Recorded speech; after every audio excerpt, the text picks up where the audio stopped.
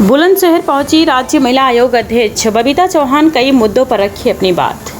उत्तर प्रदेश राज्य महिला आयोग की अध्यक्ष बबीता चौहान बुलंदशहर पहुंची, जहां उन्होंने विभिन्न समसामयिक और राजनीतिक मुद्दों पर अपनी प्रतिक्रिया दी। मीडिया से बातचीत में बबीता चौहान ने समाजवादी पार्टी के पोस्टरों, कांवड़ यात्रा, जंतर मंतर प्रदर्शन, संसद परिसर में विपक्षी सांसदों के प्रदर्शन, राम मंदिर चंदा मामले और पेपर लीक जैसे मुद्दों पर अपनी राय रखी।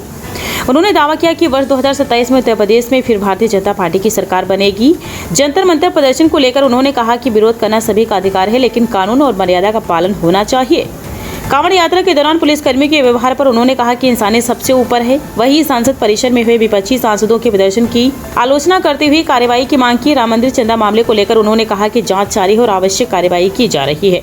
पेपर लीक के मुद्दे पर बबीता चौहान ने कहा कि इस तरह के मामलों में दोषियों के खिलाफ सख्त कार्रवाई होनी चाहिए। उन्होंने कहा कि प्रदेश सरकार कानून व्यवस्था और पारदर्शिता के लिए प्रतिबद्ध है। बुलंदशहर से धर्मेंद्र निगम की खास रिपोर्ट। मैम, 2027 का विधानसभा चुनाव आ रहा है। लखनऊ में समाजवादी पार्टी के ऑफिस के बाहर पोस्टर लगाए गए हैं जिनमें लिखा है 27 में अखिलेश का राज, 29 में डिम्पल का ताज, चंदा चोरी महापाप है। आप क्या कहेंगे इस पर? देखिए, जो समाजवादी ऑफिस के सामने लगाए हुए हैं कार्यालय के बाहर, तो आपको ये तो पता ही समझ ही आ गया होगा कि वो सारे समाजवादी के ही समर्थक होंगे, तो निश्चित रूप से वो इस भाषा का प्रयोग करेंगे। पर इसमें तो मुझे पता है कि कोई सत्यता नहीं है, और ये अखिलेश जी को भी पता है, वो भी जानते हैं कि कोई दूर दूर तक कहीं कोई विषय ही नहीं है कि 2027 में या कौन आ रहा है। यहाँ भारतीय जनता पार्टी का राज रहेगा, सरकार बनेगी बीजेपी की, और महाराज जी मुख्यमंत्री होंगे। जंतर मंतर पर प्रोटेस्ट हुआ, युवाओं ने प्रोटेस्ट किया था, और अभी कल पीएम ने वीडियो जारी किया है जिसमें उन्होंने उन युवाओं को माफ करते हुए बात कही है। आपकी क्या प्रतिक्रिया है? जी बिल्कुल, मैं पहले भी इस पर कह चुकी हूँ। देखिए, ये लोकतंत्र है और यहाँ प्रोटेस्ट करना एक अपना अधिकार है बच्चों का। मैंने पहले भी कहा था, आज भी कहा, जब पेपर जैसे लीक जैसी जब समस्याएं होती हैं तो निश्चित रूप से कि बच्चों के लिए बहुत ही एक दुखद घटना वो रहती है और बच्चों का मनोबल टूटता भी है। लेकिन मैंने जो वहाँ देखा बच्चों का उपद्रव और जो अश्लीलता वहाँ देखी, तब मुझे लगा कि ये भारत के संस्कार तो ऐसे नहीं हो सकते। ये कहाँ हमारे संस्कारों का धज्जियां उड़ाई जा रही है, भारत की संस्कृति की धज्जियां उड़ाई जा रही है। तो ये अफसोस का विषय इसलिए था कि ये युवा जा किधर रहे, क्योंकि मैं आपको बता सकती हूँ कि वहाँ ठीक है, हो रहा था धरना प्रदर्शन, हो सकता है वो बच्चे भी हों कि जो एग्जाम देते हैं, पर जिस तरह के ये बच्चे थे वो तो कतई ऐसे नहीं थे कि जो किसी चीज की तैयारी कर रहे थे या किसी पेपर को देने के लिए वो तैयार थे मेंटली। तो आपने देखा होगा कि माननीय प्रधानमंत्री जी का इतना बड़ा दिल है, चाहते तो वो कार्रवाई सबके खिलाफ करा सकते थे, लेकिन उन्होंने फिर भी नहीं कहा कि इतनी अभद्र भाषा का प्रयोग कि जो बड़े भी नहीं कर सकते, जिनको वो बच्चियां लड़कियां कर रही हैं। तो मुझे लगता है बहुत ही अफसोसजनक बात थी। लेकिन इसके बाद फिर बहुत सारी वीडियो देखी आपने कि वो सारे माफी मांग रहे हैं बच्चे, उनके माँ बाप उनको वीडियो के सामने ले लेके आ रहे हैं। पर मैं सोचती हूँ कि माँ बाप को भी थोड़ा सा ध्यान देना चाहिए, थोड़ा नजर रखना चाहिए कि हमारे बच्चे किस दिशा में जा रहे हैं, कहाँ जा रहे हैं। ये बच्चे झूठ बोल बोल के आ रहे हैं, तो ये सब अच्छा एक संदेश तो बिल्कुल नहीं था। और माननीय मुख्यमंत्री जी ने उन सबको माफी दी, ये उनका बहुत बड़ा काम। प्रधानमंत्री जी ने माफी दी, ये उनका बहुत बड़ा काम। पीएम को अभद्र गालियां दी गई, पीएम की स्वर्गीय माता जी को गालियां दी गई। ये बहुत ही दुर्भाग्यपूर्ण बात है। मैंने कहा ना कि ये नहीं है। मैं कहती हूँ कि जंतर मंतर पे पहली बार मैंने अपने संस्कारों की इतनी धज्जियां उड़ाते हुए नौजवान बच्चों को देखा। वहाँ जो युवा थे, पूरी तरह युवा हुए भी नहीं है अभी तो। इस तरह के अगर संस्कार उन बच्चों में हैं तो उनसे क्या उम्मीद की जा सकती है कि वो आगे अपना कैरियर अच्छा बनाएंगे या अपनी फैमिली को अच्छा बनाएंगे, क्योंकि ना तो ये भारत के संस्कार हैं और ना भारत की संस्कृति है। मैं हमेशा कहती हूँ कि बेटे अगर भारत के संस्कार हैं तो बेटियां देश की संस्कृति है, और इन दोनों को बचाना हमारी सबकी जिम्मेदारी है। तो मैं सबसे कहूंगी, चाहे वो घर में है चाहे जो भी बड़े हैं, कि बच्चों को संस्कारित करें, उनको दिखाएं अच्छी दिशा, उनको भ्रमित ना करें, क्योंकि आज का जो युवा है वो बहुत भ्रमित हो रहा है। तो मैं तो सबसे यही अनुरोध करती हूँ कि बच्चों को एक अच्छी दिशा दिखाने का काम करें। मैम, कांवड़ यात्रा चल रही है, इस दौरान देखा जाता है कि पुलिस के अधिकारी कांवड़ियों के पैर दबाते हैं, हेलीकॉप्टर से कांवड़ियों पर वर्षा की जाती है। तो क्या आपको नहीं लगता कि ये आचरण नियमावली के अनुरूप है? देखिए, ऐसा नहीं है, पर मैं आपको ये बता सकती हूँ कि हमारी थोड़ी एक कहना चाहिए कि हमारी संस्कृति कुछ ऐसी है कि अगर कावड़ लेके जब कोई व्यक्ति आता है तो उसे बहुत श्रद्धा भाव से देखा जाता है। आपने देखा होगा कि जब पहले घरों में से कावड़ लेने जाते थे, मैं अपने घरों की भी बात करूं तो इतना होता था कि हम किसी को डांट नहीं सकते, हम अगर कोई कुत्ते बिल्ली हैं हम उनको भी डंडी नहीं मार सकते, घर में कोई चीज फ्राई भी नहीं की जाती थी कि जिससे तड़का लगे और कहीं ऐसा ना हो कि कावड़ जो लेने गया उसको कोई परेशानी हो। तो मुझे लगता है अगर कहीं किसी कावड़ वाले को कोई कावड़ लाने वाले जो हमारे कहना चाहिए जो भक्त हैं, अगर उनको किसी तरह की कोई दिक्कत है, अब लेके आ रहे हैं कावड़, अगर किसी पुलिस वाले ने अगर पैर में थोड़ा कोई प्रॉब्लम है या कोई बात हो गई तो दबा दिए, तो मुझे लगता है कोई ये उल्लंघन नहीं है।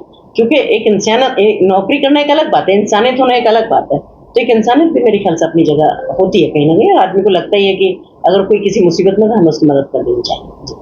क्या आपको लगता है राज्य को धर्म के मामलों से दूर रहना चाहिए? देखिए, राज्य को धर्म के मामलों से कैसे दूर रखा जा सकता है? ये सनातन धर्म है और यहाँ तो धर्म की ही पूजा होती है, हमारे यहाँ तो धर्म की पूजा होती है, आपको पता है। तो मुझे लगता है कि धर्म भी अपनी जगह है और बाकी कार्य भी अपनी जगह है। अब धर्म को दूर करके राज्य कैसे चल सकता है? अगर आपने देखा है कि हमारे कौन सा घर ऐसा है जहाँ मंदिर नहीं होता, और कौन सा घर ऐसा है जहाँ नौकरी या बिजनेस या कुछ भी अपना प्रोफेशन जो भी है कि नौकरी में है, चाहे वो पुलिस में है, फौज में है, जहाँ अपना व्यापार कर रहे हैं या नौकरी कर रहे हैं, तो कौन सा घर ऐसा जहाँ मंदिर नहीं? तो धर्म को राज्य से तो जोड़ा ही नहीं जा सकता, पहली बात।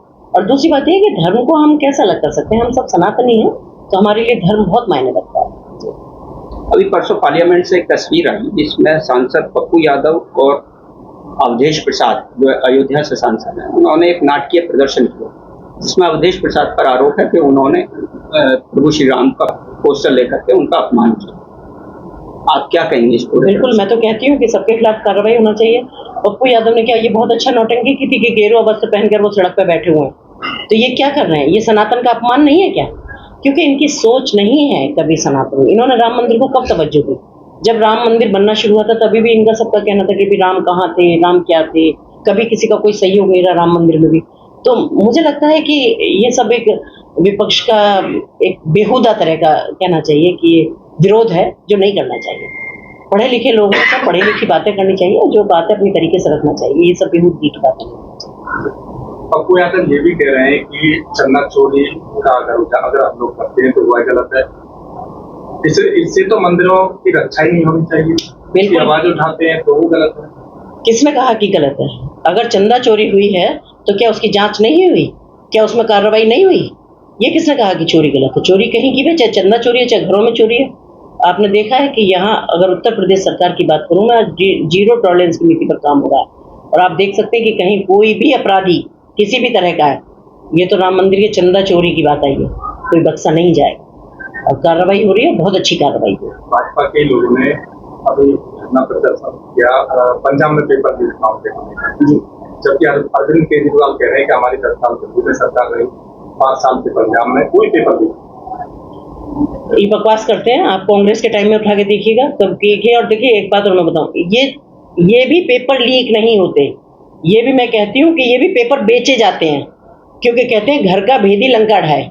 तो कोई ना कोई तो वहाँ ऐसा व्यक्ति होता है। तो सारी चीज़ों की जब हमारा कोई एक सेटअप बना होता है तो हमें हर व्यक्ति के दिल में तो हम नहीं घुस के बैठते कि कौन किस नियत से काम कर रहा है और कहाँ किसका ईमान डिग जाए, ये भी क्या गारंटी है।